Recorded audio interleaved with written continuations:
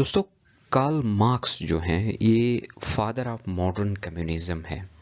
यानी जो modern communism है इसी का बुनियाद कार्ल मार्क्स और एंजल ने मिल के रखा था।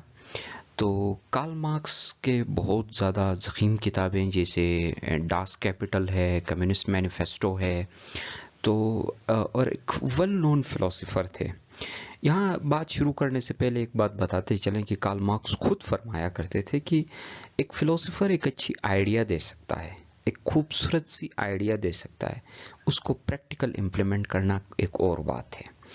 तो इसी तरह से जो है ना, मार्क्स ने भी अच्छे अच्छे आइडियाज़ दिए हैं। उन आइडियाज़ को पसंद करो या ना करो, आपकी मर्ज़ी है। लेकिन आज हम मार्क्स के दिए हुए आइडियाज़ में से एक आइडिया के ऊपर जस्ट बात करेंगे। वो है डायलेक्टिकल मटीरियलिज़म या हिस्टोरिकल मटीरियलिज़म। तो दोस्तों, मार्क्स ये कहता है कि मटीरियल और इकोनॉमिक फैक्टर्स है pivotal role in historical change in society. यानी जो सोसाइटी की इवोल्यूशन है, यानी एक स्टेज से दूसरे स्टेज पे जाने का जो प्रोसेस है, इस पूरे प्रोसेस के अंदर जो मेजर चीज़, जो मेन फैक्टर जो असर करता है, यानी जिस फैक्टर की वजह से सोसाइटी एक स्टेज से दूसरे स्टेज पे जाती है, स्टेज 1 से स्टेज 2 पे, स्टेज 3 पे जाती है फिर आगे, तो उसमें जो मेजर रोल होता है वो इकोनॉमिक फैक्टर्स का होता है, यानी मीन्स ऑफ प्रोडक्शन का होता है। यानी किस तरह से आप दुनिया के काम करते हो, कमाते हो, तरीका आपका कमाने का जो तरीका है, यही सोसाइटी को शेप कर देता है। अब ज़रा बात करते हैं कि इनकी थ्योरी को मटीरियलिस्टिक क्यों कहा जाता है। हमने जिसे कहा ना कि डायलेक्टिकल मटीरियलिज्म, यानी ये मटीरियलिस्टिक थ्योरी है। तो ऐसा क्यों है, क्यों इसको हम मटीरियलिस्टिक थ्योरी कहते हैं? तो वो सबसे पहली बात ये कि मार्क्स का मानना था कि evolution of society is based on material factors. यानी जो आइडियोलॉजिकल फैक्टर्स हैं उनके बेस पे सोसाइटी इवॉल्व नहीं करती है। यानी एक आइडिया के आने की वजह से सोसाइटी अगले स्टेज पे नहीं जाती है, बल्कि मटीरियल फैक्टर्स की वजह से जाती है। तो सब कुछ जो है ना मटीरियल है, आइडिया भी मटीरियल है।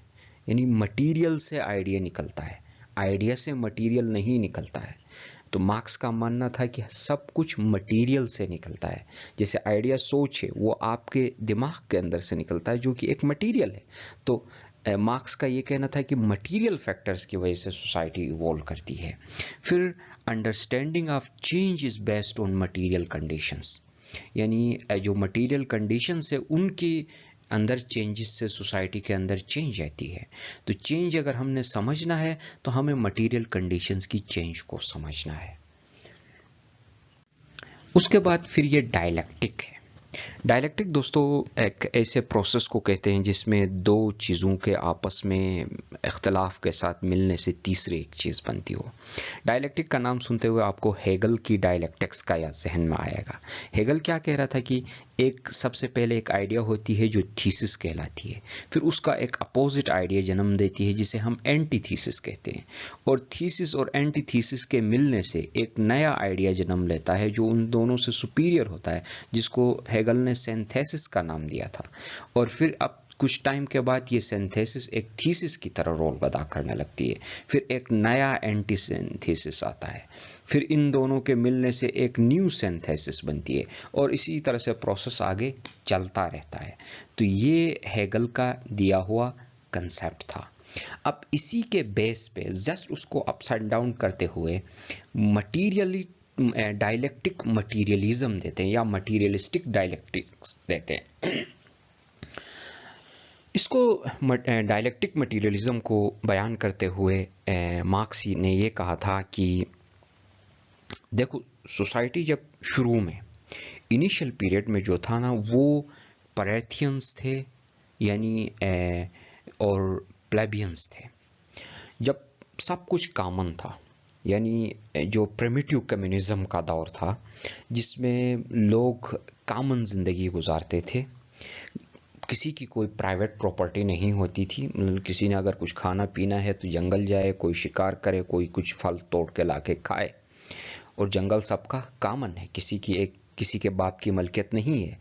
तो उस पीरियड में फिर वहाँ पे पैरेथियंस मास्टर्स को कहते हैं, मास्टर्स पैदा हुए जो थोड़ा बहुत इंटेलेक्चुअल थे।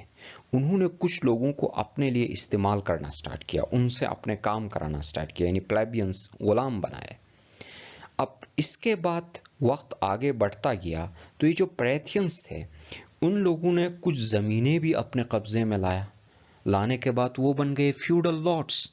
अब देखो ना, ये जो प्रोसेस चल रहा है ये मटीरियलिस्टिक प्रोसेस चल रहा है, रिलेटेड टू प्रोडक्शन है। फ्यूडल लॉर्ड्स, अब फ्यूडल लॉर्ड्स ने अपने जो गुलाम रखे, जिनको हम सर्व्स कहते हैं, यानी ज़मीनों में काम करने वाले, ऐसे गुलाम रखे।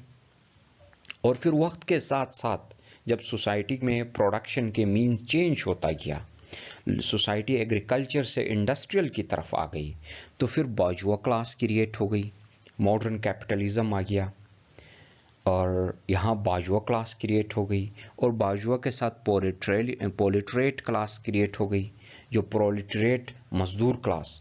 यानी आप देखो, शुरू में दो क्लासें कौन कौन सी थी, पैरेथियंस और प्लेबियंस थे, जब सब कुछ कॉमन था, किसी की मलकियत नहीं थी। उसके बाद जो पैरेथियंस थे उन्होंने अपने अंडर में कुछ ज़मीनें भी कंट्रोल में रखा, तो वो फ्यूडल लॉर्ड्स बन गए और उन्होंने सर्व्स रखा। और फिर जब वक्त के साथ साथ सोसाइटी एग्रीकल्चर से इंडस्ट्रियल में कन्वर्ट हो गई, तो फिर वही फ्यूडल लॉर्ड्स में से कुछ बाजुआ क्लास में कन्वर्ट हो गए और उन्होंने उनके अगेंस्ट में जो है ना प्रोलेटरेट क्लास आ गई। अब प्रोलेटरेट क्लास प्रोड्यूस करती है, बाजुआ क्लास जो है ना उनके लेबर से खाती है। शुरू से देखो, पैरेथियंस के लिए प्लेबियंस प्रोड्यूस करते थे, पैरेथियंस खाते थे। सर्व्स प्रोड्यूस करते, फ्यूडल लॉर्ड्स खाते। प्रोलेटरेट्स प्रोड्यूस करते, बाजुआ खाते। तो अब क्लास कन्फ्लिक्ट शुरू से है। अब जो प्रोलेटरेट क्लास है, इनके लिए सजेस्ट ये करता है मार्क्स कि वो एक रिवॉल्यूशन करे अपने राइट्स के लिए, यूनाइट हो जाए और बिजनेस ओरिएंटेड हो जाए और प्रोलेटरेट रिवॉल्यूशन लाए और उस रिवॉल्यूशन के जरिए मॉडर्न कम्युनिज्म क्रिएट की जाए। जब कम्युनिज्म क्रिएट होगी तो कोई बॉर्जुआ नहीं होगा, कोई प्रोलेटरेट नहीं होगा, तो ये क्लास कन्फ्लिक्ट खत्म हो जाएगी।